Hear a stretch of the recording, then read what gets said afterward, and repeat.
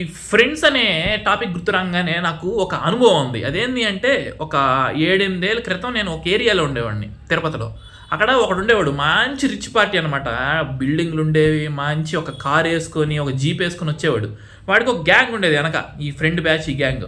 వీడు పుట్టినరోజొస్తే వాడు ఆ ఫ్రెండ్స్ ఒక ఫ్లెక్సీ ఏసి, ఒక కేక్ కట్ చేసి, అబ్బా! సూపర్ రా నువ్వు, గిప్పర్ రా నువ్వు అనేది.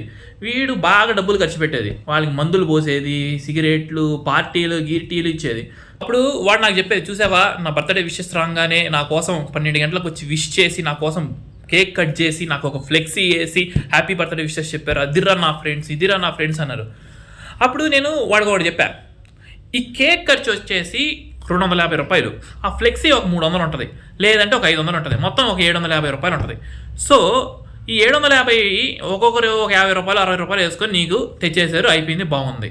నువ్వు రేపు వాళ్ళని ఒక 20,000 అడుగు ఎవరో ఒకరిని. ఎంతమంది ఇస్తారో చూద్దాం అని చెప్పా.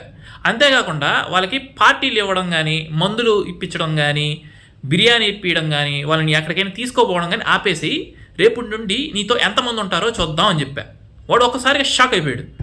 నీ దగ్గర నుండి వాడికి ఎంత బెనిఫిట్ ఉంటే వాడు అంత రెస్పెక్ట్ ఇస్తాడు, వాడు అంత పొగడతాడు అనేది నువ్వు తెలుసుకోకుండా గొర్రెల్లాగా వాళ్ళని నమ్మితే నిన్ను నడి సముద్రంలో ముంచేస్తారు.